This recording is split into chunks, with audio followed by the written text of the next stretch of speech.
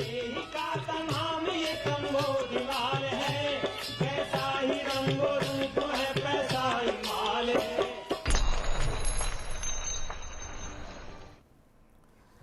नमस्कार, मैं हूं शुभम शंकरधर। आप देख रहे हैं मनी 9। स्वागत है आपका मनी सेंट्रल में। दिन की सबसे बड़ी, सबसे जरूरी खबरों के विश्लेषण के लिए मेरे साथ स्टूडियो में मनी 9 का एडिटर अंशुमान तिवारी जी आ गए हैं। सर, बहुत स्वागत है आपका। अंशुमान जी से चर्चा शुरू करें उससे पहले आपको बता दें आज कौन सी बड़ी खबरें हमने शामिल की अपने इस कार्यक्रम में। शुरुआत एक स्कैम की खबर के साथ। क्रिप्टो के नाम पर हुआ टोकन ऐप स्कैम। कैसे हुआ स्कैम, सीबीआई अब क्या कर रही है, पूरे देश में छापेमारी चल रही है, 150 से ज्यादा अकाउंट सीज हो गए हैं। कैसे हुआ ये स्कैम, क्या ये स्कैम था, ये जानेंगे। प्रधानमंत्री श्रम योगी मानधन योजना को ठंडा रिस्पांस क्यों? ये तो असंगठित लोगों में क्षेत्र में काम करने वाले लोगों के लिए एक पेंशन स्कीम थी, इसको ठंडा रिस्पांस क्यों मिला, ये जानेंगे। कार बाजार में 4 कंपनियों का कब्जा। 4 कंपनियां 92 कारें बेच रही हैं 100 में से। अब आप लगा लीजिए कि अगर ये 4 कंपनियों के अलावा जितनी कंपनियां वो सब 8 में शामिल हैं। क्या बड़ा उलटफेर हो सकता है इस आंकड़े की रोशनी में, ये समझने की कोशिश करेंगे। क्यों कम नहीं हो रही फ्यूचर ट्रेडिंग की लत? ये फ्यूचर ऑप्शन सट्टा जिसे कहा, सेबी ने कहा, सब इसको चेत रहे हैं, तमाम एक्सपर्ट भी बताते हैं, लेकिन उसके बाद भी फ्यूचर ट्रेडिंग में रुझान कम होने का नाम नहीं ले रहा। क्या नए आंकड़े आए हैं, ये समझेंगे। इसके बाद बड़ी खबर, क्या चीन पर नरम पड़ रही सरकार? चीन की कंपनियों के लिए निवेश का एक नया रास्ता निकाला जा रहा है, स्वैग से उनका स्वागत किया जा रहा है। क्या वजह है और क्या सरकार नरम पड़ती दिख रही है चीन के रास्ते निवेश आने पर, ये समझेंगे दिन की बड़ी खबर में। और भारत के मसाले सुरक्षित नहीं है, ऐसा हम नहीं कह रहे, ऐसा शक है भारत की सरकार को। इसीलिए केंद्र सरकार ने सभी राज्यों को यह निर्देश दे दिया है। स्पाइस बोर्ड हरकत में आ गया है, दुनिया भर के नोटिस पर कार्यवाही शुरू हो गई है, नए दिशा निर्देश आ गए हैं। तो अब यह शक गहरा रहा है कि क्या भारत के मसाले सुरक्षित नहीं है। दिन की बड़ी खबर में तफसील से हम इस पर भी चर्चा करेंगे। शुरुआत लेकिन एक सूचना के साथ करते हैं।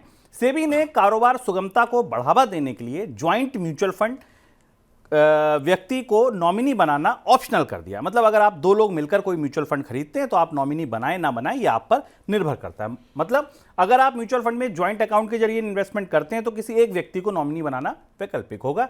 इसके अलावा सेबी ने फंड हाउस को कमोडिटी और विदेशी निवेश की निगरानी के लिए एक फंड मैनेजर रखने की मंजूरी दी है। इससे उसके मैनेजमेंट की लागत कम होगी। यह म्यूचुअल फंड की दुनिया का एक बड़ा अपडेट था जो आपको देना जरूरी था। अब बात स्कैम की। HPZ टोकन ऐप पर हुए फर्जीवाड़े को लेकर सरकार सख्त हो गई है। सीबीआई ने 10 राज्यों में और केंद्र शासित प्रदेशों में 30 जगहों पर छापा मारा। सीबीआई का आरोप है कि टोकन ऐप ने लोगों को crypto currency mining machine rental में निवेश करने के लिए गुमराह किया था। सर, किस तरीके का स्कैम था? शुभम, भारत के लोगों को और बहुत सारे लोगों को अगर ये जानकारी नहीं है तो उन्हें उनको ये पता चलना चाहिए कि भारत फर्जी क्रिप्टो स्कैम का गढ़ बन चुका है। और ये लगातार पिछले 6 महीनों में दूसरा बड़ा मामला है जहां पूरे अंतर्देशीय तौर पर विभिन्न राज्यों में लोगों को ऐसे ऐप डाउनलोड करके क्रिप्टो माइनिंग में शामिल कराया जा रहा है जो क्रिप्टो एग्जिस्ट ही नहीं करता, जो क्रिप्टो है ही नहीं कहीं। और चूंकि क्रिप्टो की कीमतों में हाल फिलहाल में फिर बढ़ोतरी हमने देखी पिछले 6 महीनों के दौरान, फिर लोगों में वही लालच पैदा हुआ है और उनसे कहा जाता है कि एक ऐप डाउनलोड करें, उसमें कुछ पैसा इन्वेस्ट करें और वो ऐप बाद में क्रिप्टो माइन करके आपके लिए लाता है।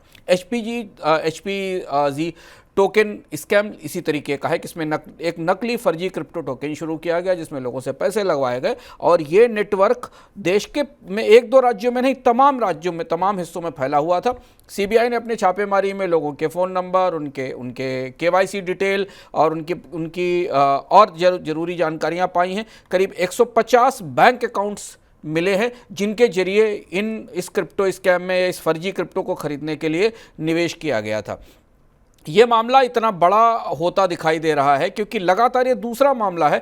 अभी जो सीबीआई की पड़ताल से पता चला है, दिल्ली, राजस्थान, उत्तर प्रदेश, बिहार, मध्य प्रदेश, महाराष्ट्र, उड़ीसा, आंध्र प्रदेश, तमिलनाडु और कर्नाटक, इतने राज्यों में लोगों ने इस ऐप का इस्तेमाल किया, पैसा डाला और एक ऐसा क्रिप्टो टोकन निकालने की कोशिश की, ढूंढने की कोशिश की जो ना बिकता था ना एग्जिस्ट करता था। अगर आप याद करें तो अगस्त में ठीक इसी तरह उड़ीसा पुलिस ने एक इसी तरीके के स्कैम को बस्ट किया था जो करीब 1000 करोड़ रुपए का स्कैम था। उसका नाम STA क्रिप्टो टोकन स्कैम था। ठीक यही स्थिति थी, वहां भी लोगों से ऐप डाउनलोड कराया गया और उन ऐप डाउनलोड करके उनसे क्रिप्टो टोकन की खरीद कराई गई और उनमें निवेश कराया गया। वो स्कैम भी पूरे देश के हिस्सों में, उड़ीसा से बाहर कई जगह, और उस दौरान उड़ीसा पुलिस को पता चला था कि गोवा, लोनावाला, मुंबई, दिल्ली, फरीदकोट, भटिंडा, श्रीगंगानगर, यहाँ तक के कस्बाई हिस्सों में लोगों को पैसा कमाने की लत के लगाने के लिए और इस तरीके के क्रिप्टो खरीदने के लिए प्रेरित किया गया। फिलहाल भारत सरकार की तरफ से सीबीआई की जांच पड़ताल के बाद ये चीज़ें निकलना शुरू हो रही हैं कि क्रिप्टो स्कैम काफ़ी बड़े हो चुके हैं। आपको यहाँ यह भी ध्यान रखना ज़रूरी है कि साइबर सिक्योरिटी पर आई ताज़ी रिपोर्ट बता रही है कि दुनिया में डेटा हैक में जो तीसरा नंबर है सबसे बड़ा आपकी प्राइवेसी चुराने में, वो क्रिप्टो माइनिंग का है, क्रिप्टो स्कैम्स का है। यानी तीसरा सबसे बड़ा हिस्सा मेलवेयर और फिशिंग अटैक के बाद जो लोग क्रिप्टो माइनिंग या क्रिप्टो के लिए अपने मोबाइल फोन्स का इस्तेमाल करते हैं उनका डेटा पूरी तरह सुरक्षित है। फरवरी के मुकाबले मार्च के दौरान क्रेडिट कार्ड की आउटस्टैंडिंग कर्ज में 1000 करोड़ रुपए से ज्यादा की गिरावट आई है। आउटस्टैंडिंग कर्ज में आई कमी इस तरह का संकेत जा रहा है कि या तो क्रेडिट कार्ड के कर्ज में वसूली बढ़ गई है या कर्ज देने की रफ्तार कम हो गई है। एक साथ दोनों भी हो सकते हैं। रिजर्व बैंक के आंकड़े बताते हैं कि मार्च के दौरान क्रेडिट कार्ड की आउटस्टैंडिंग 2.57 लाख करोड़ रुपए थी, जो फरवरी के दौरान 2.58 लाख करोड़ हुआ करती थी। सर, कैसे समझा जाए ये आंकड़ा? आप इस बात पे आश्चर्य कर सकते हैं कि भारत में जब ब्याज दरें सबसे ज़्यादा ऊंचाई पर थी पिछले कई एक दशक में, उस दौरान भारत में क्रेडिट कार्ड का क्रेज़, क्रेडिट कार्ड की दीवानगी बढ़ती चली गई। और एक तरह से भारत में जो क्रेडिट कार्ड जो कि माना जाता था कि बहुत सीमित लोग इस्तेमाल कर सकते हैं, हर दूसरे व्यक्ति के पास क्रेडिट कार्ड मिलने लगा। और नतीजा ये हुआ कि सरकार, रिजर्व बैंक को दखल देना पड़ा, पर्सनल लोन और क्रेडिट कार्ड लोन पर सख्ती करनी पड़ी। और उसका ही ये नतीजा है कि अब क्रेडिट कार्ड को हतोत्साहित करने की स्थिति आ रही है। अब शायद आपको बैंक उतना फ़ोन नहीं करते होंगे क्रेडिट कार्ड खरीदने के लिए, कुछ अच्छे अकाउंट्स वालों को ही ये फ़ोन किया जाता होगा।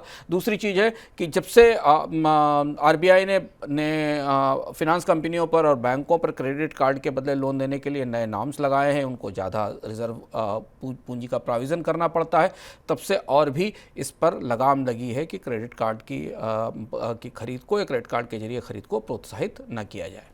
रिजर्व बैंक ने फाइनेंशियल सेक्टर के लिए ऑपरेशनल रिस्क मैनेजमेंट के निर्देशों में बदलाव किया है। साथ में अब एनबीएफसी कंपनियों को इसके दायरे में शामिल कर दिया है। अभी तक इसके दायरे में सिर्फ बैंक आते थे। रिजर्व बैंक ने कहा है कि खराब ऑपरेशनल रिस्क मैनेजमेंट का असर वित्तीय संस्थान और उसके ग्राहकों पर पड़ता है और अंत में इसका असर देश की वित्तीय स्थिरता पर भी पड़ता है। इसी को ध्यान में रखते हुए निर्देशों में बदलाव किया गया है। तो क्या जोखिम दिख रहा है सर आरबीआई को? खबर थोड़ी तकनीकी पर आपके लिए जानना जरूरी है, क्योंकि आप एनबीएफसी से डील करते हैं, निवेश करते हैं, कर्ज लेते हैं, पैसा रखते हैं या कोऑपरेटिव बैंक से पैसा लेते हैं। आमतौर पर आरबीआई अभी तक ये मानता था कि जो प्रमुख मुख्य धारा के बैंक हैं, प्राइवेट और सरकारी बैंक हैं, उन्हें ही ऑपरेशनल या संचालन में आने वाली चुनौतियों के कारण जोखिम का सामना करना पड़ता है। लेकिन नसीहतें ये हैं कि 2017-18 के बाद जिस तरह से भारत में एनबीएफसीज में वित्तीय कंपनियों में, हाउसिंग फाइनेंस कंपनियों में समस्या आई, डूबी देवान हाउसिंग फाइनेंस, आईएलएफएस, उसके बाद लंबे समय बाद अब आरबीआई को एक नियम में बड़ा बदलाव करना पड़ा है। और बड़ा बदलाव है जिसमें कोऑपरेटिव बैंक्स को और एनबीएफसीज को भी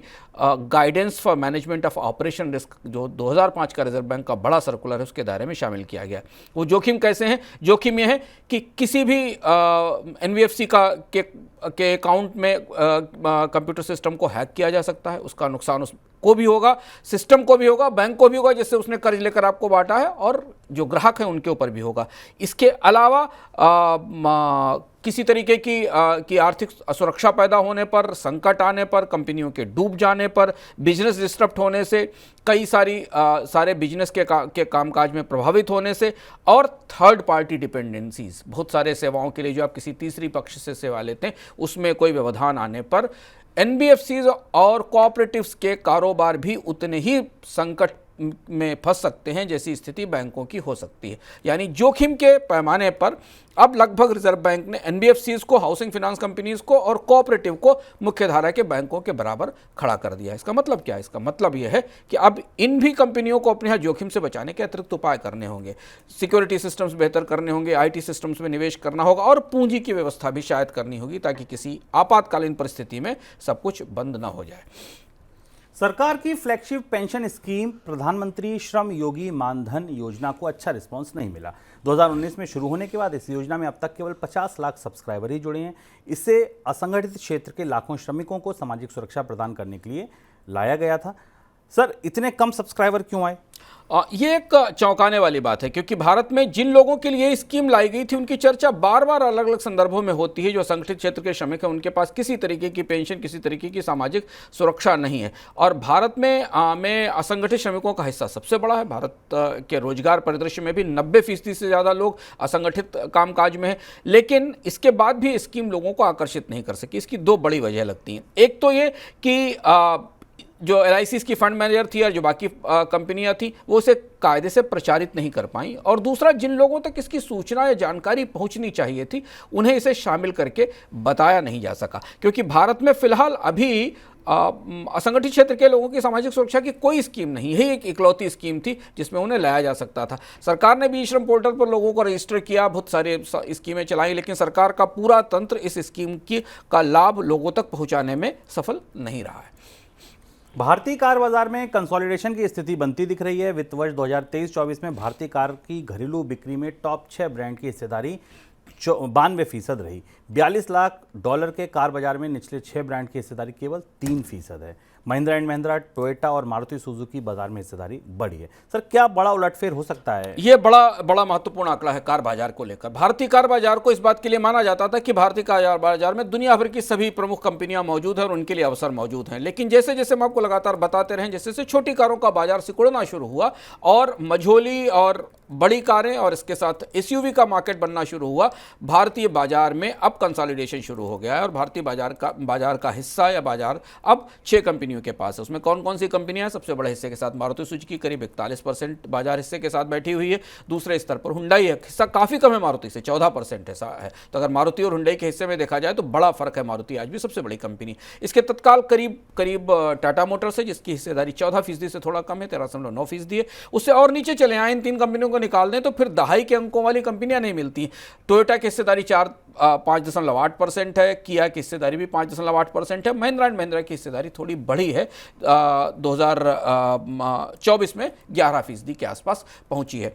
तो अगर आप Mahindra and Mahindra, Tata Motors, Hyundai और मारुति को मिला लें तो अधिकांश बाजार इन कार कंपनियों के बीच में सिमट जाता है। और इससे भारत के कार बाजार के पूरे ढांचे में, निवेश में बड़े बदलाव आने की संभावना है। इससे लगता है कि भारत में जिस तरह से कारों के ग्राहक सीमित हो रहे हैं, कंपनियां भी अपने कामकाज को सीमित करके कुछ खास मॉडल्स पर फोकस करेंगी जहां पर उन्हें अच्छी डिमांड मिलने की संभावना है। रिटेल ट्रेडर्स का रुझान ऑप्शन ट्रेडिंग में फिर से बढ़ गया है। कोविड महामारी के बाद ऑप्शन ट्रेडिंग में तेजी आई है। डेरिवेटिव मार्केट में रिटेल की हिस्सेदारी बढ़ती हुई देख रेगुलेटर की चिंताओं के बीच ट्रेडर ऑप्शन राइटिंग कर रहे हैं। सेबी ने एक अध्ययन जारी किया। इसके मुताबिक F&O ट्रेडिंग करने वाले 90% रिटेल ट्रेडर्स को नुकसान होता है। देखिए दोनों आंकड़े सामने हैं, 100 में से 90 को नुकसान होता है, फिर भी रुझान बढ़ रहा है। क्यों नहीं रुक रही सर ये बीमारी?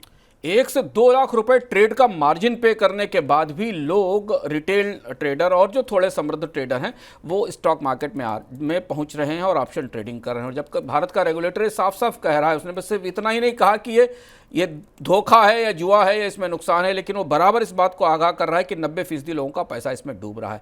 कहीं ना कहीं स्टॉक मार्केट अब एक खास किस्म के लोगों के लिए गैम्बल जैसी परिस्थिति पैदा कर रहा है। और जिनके पास थोड़ा बहुत भी सरप्लस फंड है और उन्हें है, वो इस बाजार में आकर ऑप्शन ट्रेडिंग कर रहे हैं। इसमें बड़ा असर, बड़ा प्रभाव डाला है सोशल नेटवर्क्स ने, इंस्टाग्राम ने, यूट्यूब ने और टेलीग्राम चैनल्स ने, जो उन लोगों को भी इस बात के लिए प्रेरित कर रहे हैं ऑप्शन मार्केट में सौदे बनाने के लिए जिन्हें ऑप्शन बाजार की कोई समझ नहीं है। और ऐसा लगता है कि छोटे छोटे मुनाफों के लिए 2 दिन, 3 दिन, 4 दिन होने वाले मुनाफों के लिए लोग इसमें जाकर फंस रहे हैं। अभी फिलहाल सेबी की चेतावनी के बाद भी इसका असर कहीं नहीं दिख रहा है। और ये भी एक चीज़ इससे समझ में आती है कि भारत के अधिकांश लोग जिनके पास सुरक्षित निवेश के विकल्प उपलब्ध हैं, वो भी जानकारी के अभाव में इस तरीके के जोखिम में निवेश बढ़ा रहे हैं।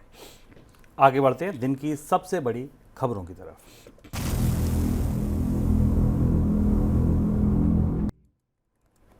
देश भर में उपचार के एक समान खर्च की व्यवस्था को लागू करना मुश्किल काम है। सोमवार को केंद्र सरकार की तरफ से सुप्रीम कोर्ट में दाखिल किए गए हलफनामे में ये बात कही गई। हलफनामे में कहा गया कि कई राज्य अपने स्तर पर अलग अलग स्वास्थ्य योजनाएं चला रहे हैं और देश की आबादी का बहुत बड़ा वर्ग केंद्र की आयुष्मान योजना के दायरे में भी आता है। ऐसे में उपचार की एक समान व्यवस्था लागू करना मुश्किल काम है। उपचार के एक समान खर्च की व्यवस्था के लिए देश की क्लिनिक इस्टेब्लिशमेंट एक्ट लागू है, लेकिन अधिकतर राज्य इसे लागू नहीं करते हैं। सर, कौन कौन से स्टेट हैं जिन्होंने ये असमर्थता जताई है और क्या कहा गया है हलफनामे में? ये खासी महत्वपूर्ण खबर है और इस पर दर्शकों का और बाकी लोगों का ध्यान जरूर होना चाहिए। सुप्रीम कोर्ट ने भारत में इलाज की दरों में एक रूपता लाने की बात कही थी और यह कहा था कि प्राइवेट हॉस्पिटल्स में एक ही जैसी सुविधाओं के लिए, एक ही जैसे इलाज के लिए, एक ही जैसी प्रक्रियाओं के लिए, प्रोसेसेस के लिए अलग अलग पैसे लिए जाते हैं और इसे स्टैंडर्डाइज करना जरूरी है। हम आपको इस दौरान जब सुप्रीम कोर्ट ने कहा था तो हम बता चुके थे कि स्टैंडर्डाइजेशन की जरूरत इसलिए भी महसूस की जा रही थी क्योंकि इसके आगे हेल्थ इंश्योरेंस खड़ा होता है, जिसके जरिए आपको अपने खर्च की वापसी मिलती है और चूंकि अलग अलग हॉस्पिटल्स में अलग अलग तरीके की दरें हैं, इसलिए हेल्थ इंश्योरेंस की प्रक्रिया में भी एक रूपता समानता नहीं आ पाती है। लेकिन जो केंद्र सरकार की तरफ से इसमें हलफनामा आया वो थोड़ा चौंकाने वाला था। ऐसा लग रहा था कि केंद्र सरकार और राज्य सरकारें मिलकर सुप्रीम कोर्ट के सुझाव पर प्रस्ताव को लागू करेंगी, लेकिन केंद्र और राज्य सरकारों ने, खासतौर से राज्य सरकारों ने 16 राज्यों ने कह दिया है कि इसे लागू करना मुश्किल है।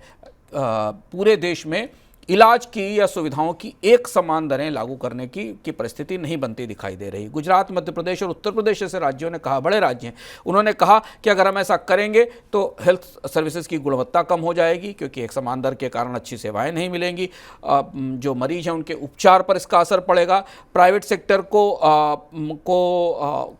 जो प्रोत्साहन मिल रहा है हेल्थ केयर सर्विसेज में निवेश करने के लिए वो भी कम हो जाएगा और इसलिए पूरे देश में अगर हम स्वास्थ्य सेवाओं की रेट्स या दरें फिक्स कर देंगे तो इसका असर पूरे स्वास्थ्य नेटवर्क के विकास पर पड़ेगा। देखना होगा सुप्रीम कोर्ट इस मामले में क्या कहता है, लेकिन इस जवाब के बाद अब सुप्रीम कोर्ट और सरकार के बीच असहमति बनती दिखाई दे रही क्योंकि सुप्रीम कोर्ट ये मान रहा था कि भारत में कम से कम कुछ खास सेवाओं के लिए दरें एक समान होनी चाहिए।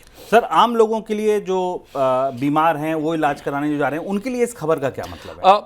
उन्हें क्योंकि इस खबर से काफ़ी लोगों में उम्मीद भी जगी थी, व्यक्तिगत रूप से भी बात हुई थी, तो बहुत सारे लोग ये कह रहे थे कि कम से कम कुछ तो ऐसे इलाज हैं जिनके लिए एक ही जैसी मशीनों का इस्तेमाल होता है, एक ही जैसी व्यवस्था का इस्तेमाल होता है, वो दरें तो एक समान होनी चाहिए। तो वो बहुत उम्मीद के साथ इस व्यवस्था की तरफ देख रहे थे कि कम से कम निजी अस्पतालों में अतिरिक्त सुविधाओं के लिए पैसा लिया जाए पर सामान्य प्रक्रियाओं के लिए तो एक जैसी दरें होनी चाहिए। लेकिन अब ऐसा होता दिखाई नहीं दे रहा है किसी भी स्थिति में। सरकार का जो रुख है, केंद्र सरकार का रुख है, अगर इससे समझा जा सके तो केंद्र सरकार शायद ये संकेत देना चाहती है कि जो इलाज अफोर्ड नहीं कर सकते हैं, जिनके पास इलाज का खर्च उठाने की क्षमता नहीं है, उनके लिए आयुष्मान भारत जैसी स्कीमें हैं, वहां जाकर वो इलाज करा सकते हैं। बाकी जो पूरा हेल्थ केयर का सेक्टर है उस पर प्राइस रेगुलेशन नहीं लगाया जाना चाहिए। भारत अपनी कुछ शर्तों में ढील देते हुए केस टू केस बेसिस पर चीन की कुछ इलेक्ट्रॉनिक कंपनियों को अपने यहाँ निवेश की अनुमति देने पर विचार कर रहा है। भारतीय कंपनियों की पैरवी करने के बाद इलेक्ट्रॉनिक और आईटी मंत्रालय ने हाल में चीन की एयर कंडीशन कंप्रेसर निर्माता कंपनी शंघाई हाईली को एक पत्र लिखकर उससे उसकी प्रस्तावित निवेश योजना के बारे में पूछा है। इससे यह संकेत मिला कि ठीक है, सरकार शायद एक कदम आगे बढ़ रही है। शंघाई हाईली ने टाटा समूह की वोल्टास के साथ एक ज्वाइंट वेंचर बनाने की घोषणा की थी, लेकिन सरकार की मंजूरी ना मिलने के कारण वोल्टास ने इसे पिछले 1 साल से इस योजना को रद्द कर रखा था, ठंडे बस्ते में डाल रखा था। तो सर, अब क्या ढील मिल सकती है? ये काफ़ी दिलचस्प खबर है। एक तरफ चीन के प्रति आक्रामकता का सवाल है और बायकॉट चाइना का सवाल है। भारत सरकार ने हाल फिलहाल में, आपको याद होगा, पिछले साल कंप्यूटर के आयात पर रोक लगाई थी सिर्फ चीन से होने वाले सस्ते आयात को देखते हुए। फिर अचानक चीन को लेकर नज़रिया फिर बदल रहा है निवेश को लेकर, और ये नज़रिया कुछ इस तरह से बदल रहा है कि सरकार में इस बात पर विचार किया जा रहा है कि चीनी कंपनियों को भारत में फिर आने दिया जाए। और लेकिन ये रास्ता शायद ज्वाइंट वेंचर के जरिए, साझा उपक्रमों के जरिए होगा, जैसा कि हमने आपको बताया था। रिलायंस के साथ चीन की बड़ी ब्रांड शीन भारत आई थी, जो कि परिधान की गारमेंट्स की बड़ी ब्रांड है। वोल्टास के साथ भी ये जो प्रस्ताव शंघाई हाईली का जो निवेश की योजना है वो 60-40 के ज्वाइंट वेंचर की योजना है। वो टाटा समूह की कंपनी है वोल्टास, उसने ये प्रस्ताव किया था कि उसे 60-40 का एक ज्वाइंट वेंचर बनाने दिया जाए जिसमें शंघाई की कंपनी अपनी तकनीक निवेश करेगी। इस प्रस्ताव के प्रति सरकार की उत्सुकता देखते हुए इस बात की संभावना बनती दिखाई दे रही है कि चीन की बड़ी कंपनियां भारतीय बाजार में फिर आ सकती हैं। अभी तक भारतीय बाजार में जो चीनी कंपनियां काम कर रही थी वो प्रत्यक्ष रूप से सीधे आकर काम करती थी, उनके साझा उपक्रम कम होते थे, या उन्होंने सरकार की जो मौजूदा स्कीमें हैं, PLI जैसी स्कीम है, उनके जरिए निवेश किया था। लेकिन अगर ये फैसला होता है और ये एक बड़ा डिपार्चर होगा, एक बड़ा बदलाव होगा सरकार की नीति में चीन के निवेश को लेकर, क्योंकि आपको याद होगा कि स्पेशल सर्कुलर जारी किया गया था जिसमें चीन की कंपनियों के प्रस्तावों को मंजूर करने पर विशेष रूप से सख्ती जाहिर की गई थी कि उन्हें मंजूर नहीं किया जाएगा। तो ऐसी स्थिति में जो भारत में काम कर रही कंपनियां हैं चीन की, उन्हें फ़ायदा होगा। जैसे Xiaomi है, हेयर है, ओप्पो है, वीवो है, ये अपने कंपोनेंट मैन्युफैक्चरर्स को, अपने पार्टनर्स को के साथ एक बड़ा निवेश भारत में कर सकेंगे और भारत में साझा उपक्रम बना सकेंगे। सर, लेकिन दूसरी तरफ टेलीकॉम कंपनियों से कोई दूसरी बात कह रही है सरकार, वो आदेश क्या है? ये दूसरा आदेश महत्वपूर्ण है। सरकार की तरफ से टेलीकॉम कंपनियों से ये कहा गया है, एक चिट्ठी लिखकर ये पूछा गया है कि उन्होंने जो इससे पहले नेटवर्क बनाए थे, क्योंकि टेलीकॉम नेटवर्क तो 1991 से बनना शुरू हुए थे और उनमें चीन की कंपनियों हुआवे और जेटी और तमाम कंपनियों के उपकरण लगे हुए हैं, उनसे ये पूछा गया है कि वो ये बताएं कि इसमें कितने उपकरण ऐसे हैं जो भरोसेमंद सोर्सेज से हासिल नहीं किए गए थे। गैर भरोसेमंद सोर्सेज का मतलब चीनी कंपनियां हैं, ये चीन से आने वाली कंपनियां हैं जिनसे जासूसी का, सूचनाओं के लीक होने का डर है, जिससे कि इससे संकेत मिल रहा है, टेलीकॉम कंपनियों को इस बात का संकेत मिल रहा है कि सरकार आने वाले समय में आदेश दे सकती है कि ऐसे इक्विपमेंट, ऐसा नेटवर्क इक्विपमेंट, ऐसे स्विचेज, ऐसे टावर या इस तरीके की चीज़ें जो टावर इक्विपमेंट्स लगाए जाते हैं, वो इस तरीके, यदि वो गैर भरोसेमंद सोर्सेज से आते हैं या उनमें सुरक्षा का खतरा हो सकता है, तो कंपनियों को उनको से कहा जा सकता है कि उन्हें बदलें और सुरक्षित इक्विपमेंट लगाएं। यानी कहीं ना कहीं इस बात का संदेह सरकार को लग रहा है कि भारत के नेटवर्क में जो पुराने टेलीकॉम नेटवर्क में जो पुराने उपकरण लगे हुए थे, जो पहले चीन की कंपनियों से खरीदे गए थे, वो राष्ट्रीय सुरक्षा के लिए खतरा है। सर, फिर क्या माना जाए कि नीतियां उदार हो रही हैं चीन को लेकर? एक तरफ तो उदार हो रही हैं क्योंकि दिख रहा है और चुनाव के बाद जब परिस्थिति नई सरकार आएगी तो हम और स्पष्ट रूप से समझ पाएंगे कि क्या चीनी कंपनियों को भारत में जॉइंट वेंचर करने की छूट दी जाएगी। पीएलआई स्कीम का रिव्यू भी होने की संभावना है, उसमें भी देखना होगा कि भारत की सरकार चीनी कंपनियों को लेकर क्या नया रुख अपनाती है। लेकिन दूसरी तरफ टेलीकॉम उपकरणों का मामला थोड़ा सा अलग है। यहाँ पर हुआवे और जेटी को लेकर सरकार का रुख अभी उतना ही सख्त बना हुआ है और वो उस सख्त रुख का ही संकेत है कि टेलीकॉम कंपनियों से सवाल पूछे गए। हुआवे और जेटी को लेकर अमेरिका में भी खासी सख्ती है। भारतीय मसाला बोर्ड ने मसालों में एथिलीन ऑक्साइड की मिलावट को रोकने के लिए निर्यातकों के लिए विस्तृत दिशा निर्देश जारी किए हैं। बोर्ड ने परीक्षण के लिए नमूनों की सावधानीपूर्वक हैंडलिंग के उपाय भी बताए हैं। मसाला बोर्ड ने ये दिशा निर्देश इंडस्ट्री के साथ विस्तृत चर्चा के बाद जारी किए हैं। इस सिलसिले में सभी निर्यात संगठनों को एक सर्कुलर भी जारी किया गया है। सर, क्या आप सरकार को भी ऐसा लग रहा है कि मसालों में सब ठीक ठाक नहीं है? हाँ, और सरकार को ये महसूस करना पड़ा।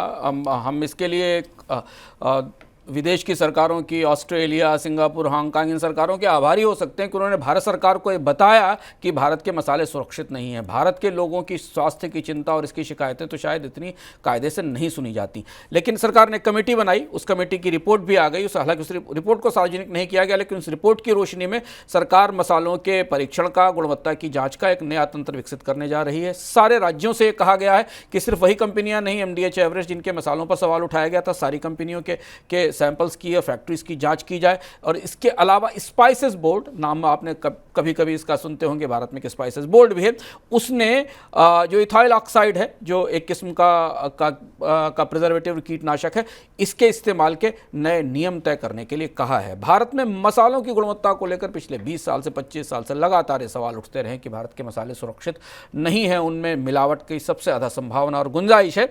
लेकिन ये भी एहसास कराने के लिए हमें तब पता चला जब भारत का निर्यात रुकने लगा और दुनिया के बाजारों में इसके निर्यात पर असर पड़ने लगा। अब ये जो नई रणनीति, उस रणनीति के तहत जो भारत का स्पाइस बोर्ड है वो मैक्सिमम रेजिड्यू लिमिट तय करेगा।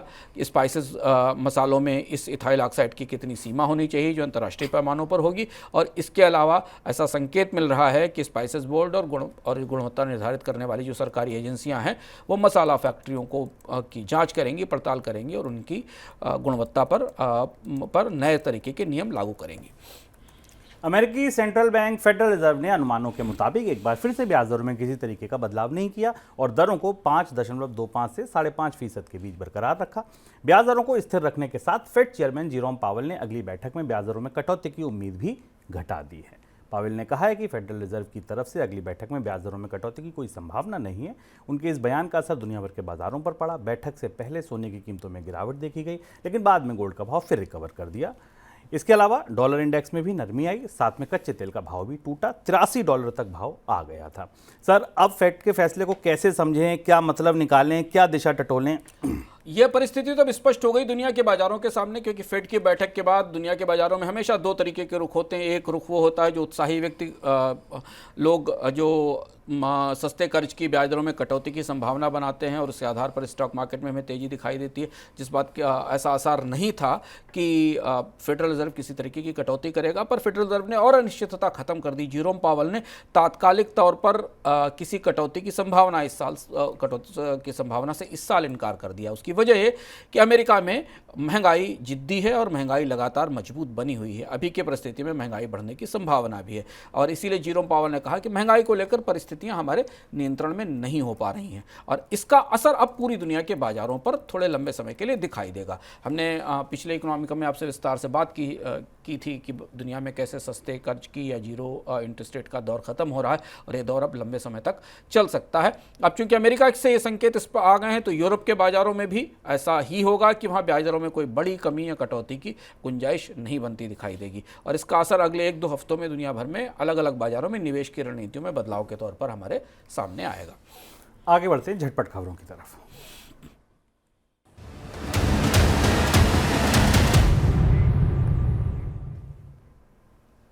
कच्चे तेल की कीमतों में बढ़ोतरी की वजह से इंडियन ऑयल के मुनाफे में भारी गिरावट दर्ज की गई है। इंडियन ऑयल कॉरपोरेशन लिमिटेड का जनवरी-मार्च तिमाही में शुद्ध लाभ आधे से भी कम होकर 4,837.96 करोड़ रुपए रह गया।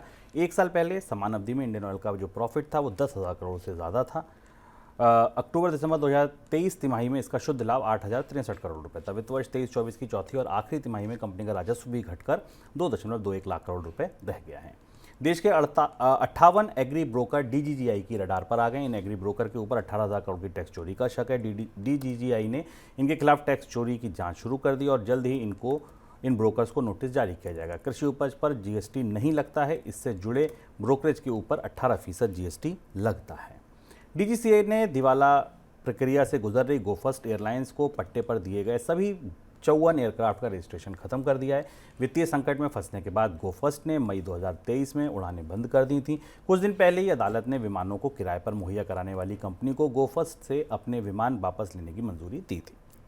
वाईजूस की मुश्किलें कम होने का नाम नहीं ले रही। अब मोबाइल कंपनी ओप्पो ने भी वाईजूस के खिलाफ मोर्चा खोल दिया। ओप्पो ने वाईजूस को एनसीएलटी में घसीटा है। एनसीएलटी ने ओप्पो की इंसॉल्वेंसी याचिका मंजूर करके वाईजूस को नोटिस भेज दिया। 2 हफ्ते में जवाब देने को कहा है। बेंगलोर एनसीएलटी में ये मामला गया है। सर, कोई टिप्पणी आपकी? तेल कंपनियों के नतीजे इस बात की तरफ इशारा कर रहे हैं कि चुनाव का मौसम बीतते ही पेट्रोल डीजल की कीमतों में बढ़ोतरी का दौर सामने आ सकता है। हालांकि कच्चे तेल की कीमतों में थोड़ी नरमी दिखाई दी है, लेकिन अभी भी कीमतें रुपए की गिरावट के हिसाब से, अगर आप रुपए की गिरावट देखें जो 83 के पार है, तेल कंपनियों के घाटे और खासतौर पर इंडियन ऑयल का जो घाटा हमें दिखाई दिया है इस आंकड़े में, करीब उसका नेट प्रॉफिट 50% कम हुआ है 49% गिरा है। इससे संकेत मिल रहे हैं कि जैसे ही चुनाव खत्म होंगे सरकार को पेट्रोल डीजल की कीमतों में बढ़ोतरी का ऐलान करना पड़ सकता है।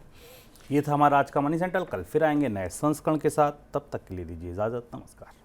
ऐसे ही का तमाम ये कमो दीवार है, कैसा ही रंगो रूप